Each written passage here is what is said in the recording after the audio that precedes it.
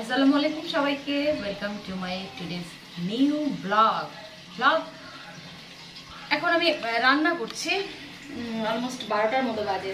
তো ভাবলাম রান্না করতে করতে একটু দুটো কথা শেয়ার করি না কেন তোমাদের সাথে, কারণ রোজা তো চলে এসেছে। অনেকে আমাকে নক দিচ্ছে, আপু রোজার মধ্যে কিভাবে ডায়েট মেনটেন করবো, কিভাবে ওয়েট তো আবার গেইন হয়ে যায় রোজার মধ্যে।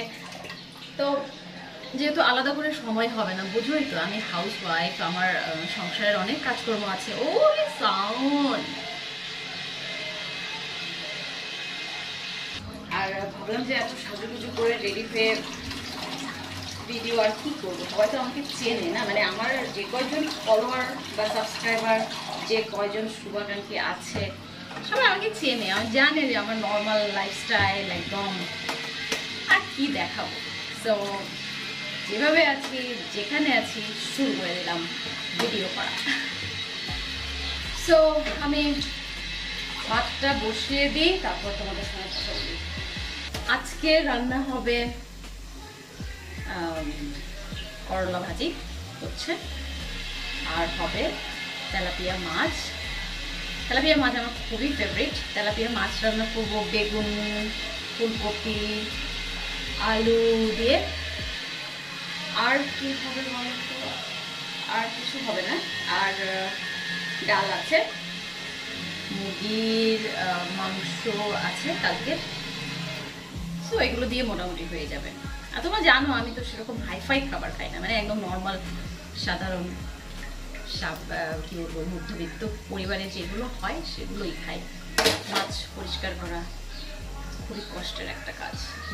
ওয়েট আমি করে নিই।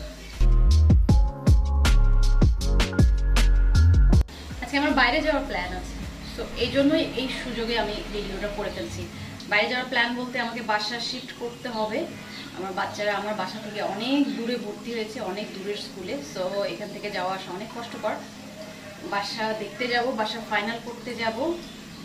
সো বিকেলটা মেবি অনেক বিজি থাকবো, তো ভিডিও করার চান্স পাবো না, ভিডিও এডিট করার তো পাবোই না। এখন যা পারি তোমাদের সঙ্গে একটু কথা শেয়ার করতে হবে। তো যেটা বলছিলাম, মাছ পরিষ্কার করতে করতে তোমাদের সঙ্গে শেয়ার করি। যেটা বলছিলাম যে রোজার সময় তোমাদের টেনশন হচ্ছে ওজন কিভাবে কমাবো। আচ্ছা, আমি বুঝতে পারলাম না রোজার সময় কেন টেনশন হবে ওজন কমানো নিয়ে, বরং রোজার সময় তো আরো ইজি ওজন কমানো।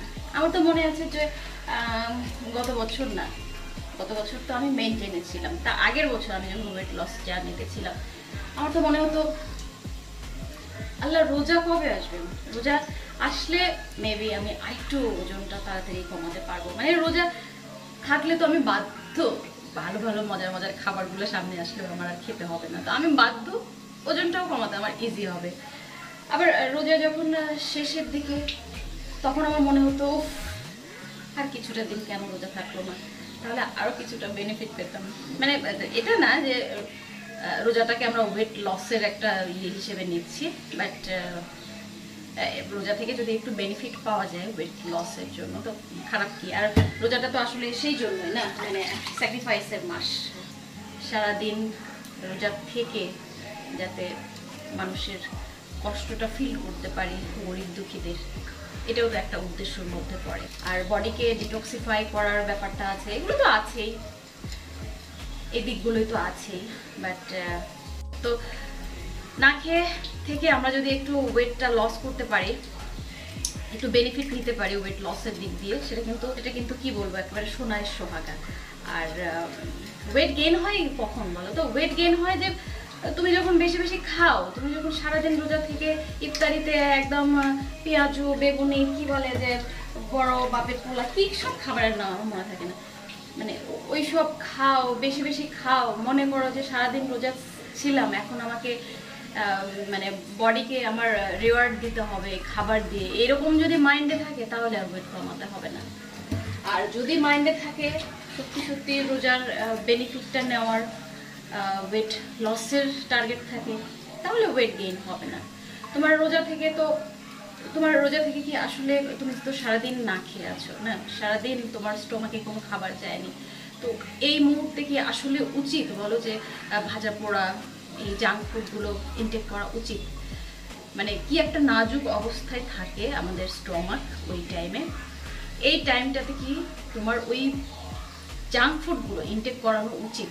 এটা তো একটা মানে সাধারণ কমন সেন্সের ব্যাপার, তাই না? কেউ যখন ঘুমিয়ে থাকে তুমি কি তখন তাকে একদম হ্যাচকা টান দিয়ে ঘুম থেকে উঠাও না, আস্তে আস্তে উঠাও।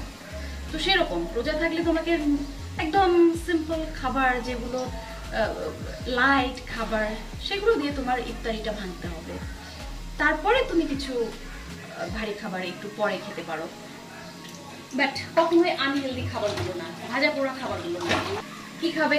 একটু ডাবের পানি খাওয়ার চেষ্টা করবে, একটু লেবুর শরবত খাওয়ার চেষ্টা করবে, অবশ্যই সুগার দিয়ে না বা চিনি দিয়ে না। যে শরবতটাই খাও, যে জুসটাই খাও বাসায় বানিয়ে খাবে এবং চিনি ছাড়া খাবে, সুগার ছাড়া খাবে। ভাজা পোড়া খাচ্ছি না, কোনো রকম ভাজা পোড়া খাচ্ছি না, হ্যাঁ বলবো না যে একদম মাসের 30টা দিনই তুমি সব রকম খাবার অ্যাভয়েড করো, মাঝে মাঝে 2-1টা খেলে সেরকম কোনো প্রবলেম হবে না। তো সেভাবে মেনটেন করো। ভাতের পরিমাণটা এখন যেভাবে খাচ্ছ ওজন কমানোর জন্য ভাত কম খাচ্ছ, কার্বের পরিমাণটা একটু কম রাখছো, একটু কম করেই খাও, ওরকম করেই খাও।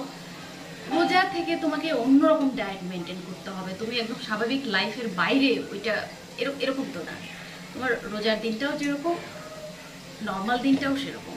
তুমি যেভাবেই মেনটেন করছো, যেভাবে ওয়েট লসের জন্য কম কম খাচ্ছ, কার্বটা কম কম খাচ্ছ, ভাত রুটিটা কম কম খাচ্ছ, ওইভাবেই খেতে থাকো। বরং রোজার দিনে তুমি ইফতারিটা আরো লাইট দিয়ে স্টার্ট করবে, কারণ তুমি সারাদিন না খেয়ে আছো। আর এক্সারসাইজের টাইমটা বলি, অনেকে বলে যে রোজার দিনে তো এক্সারসাইজ করতে পারবো না। উফ, এক্সারসাইজ কিভাবে করবো? এক্সারসাইজ টাইম তুমি তখনই পাবে যখন তুমি ইফতারের মহা আয়োজন করবে না। আমি দেখেছি তো গতবার না, আমি 2 বছর ধরে দেখছি। আমি যখন থেকে ডায়েটে এসেছি যে আমি ভাজা পোড়া আর খাবো না, তখন থেকে আমার ইফতারিতে কোনো রকম ঝামেলাই হয় না, কিচ্ছু না। জাস্ট একটু টক দই, একটু চিরা দিয়ে ভিজায় ডাবের পানি রেডি করি, শরবত রেডি করি, মানে লেবুর পানি যেটা, সেটা রেডি করি, একটু ছোলা রান্না করি, অল্প তেলে ছোলা রান্না করি, ব্যাস। এটুকু করতে কিন্তু সময় চলে যায় না। তুমি যদি নামাজ কোরআন ঠিক সময়ে পড়তে চাও পড়তে পারবে। তুমি যদি এক্সারসাইজ এই 25-30 মিনিট একটু হাঁটাহাঁটি বা ফ্রি হ্যান্ড এক্সারসাইজ করতে চাও করতে পারবে। এটুকু ম্যানেজ করা কোনো ব্যাপার না, সত্যি কথা, কোনো ম্যানেজ করার ব্যাপার না। আর যে বলো না যে এক্সারসাইজ করে যদি আবার টায়ার্ড হয়ে যায়, কোনো টায়ার্ডনেস আসবে না, বিলিভ মি, কোনো টায়ার্ডনেস আসবে না। এই 30 মিনিট এক্সারসাইজে কোনো টায়ার্ডনেস আসবে না, বরং তুমি দেখবে যে তুমি আরো এনার্জেটিক হবে। আর এই জন্য এক্সারসাইজটা কখন করবে? এক্সারসাইজটা করবে ধরো যে ইফতারির ঘন্টাখানেক আগে। ইফতারির ঘন্টাখানেক আগে করলে তোমার আধা ঘন্টা করলে, হাফ অ্যান আওয়ার করলে তুমি এক্সারসাইজ, তারপরে তুমি ইফতারিটা আস্তে আস্তে রেডি করলে, মানে তোমার টাইম তুমি ম্যানেজ করবে আর কি। 1 ঘন্টা আগে বললাম বলে 1 ঘন্টা আগেই না, তুমি হয়তো ইফতারিটা আগে রেডি করে তারপরে এক্সারসাইজে চলে গেলে যাতে এসে ইফতারিটা করতে পারো, এরকমও করতে পারো। ম্যানেজ করো, তোমার ব্যাপার। আমার যেটা সুবিধা হয় আমি সেটা করি। তো এইভাবে এক্সারসাইজটা একটু করে ফেললে, আবার মাঝে মাঝে হিট ট্রেনিংটাও করতে পারো। এগুলো তোমাকে দুর্বল করে না, দেখবে তুমি আরো এনার্জেটিক হবে। আসলে এটা বডি, তো বডিটাকে তুমি যত অ্যাক্টিভ রাখবে ততই নিতে পারবে।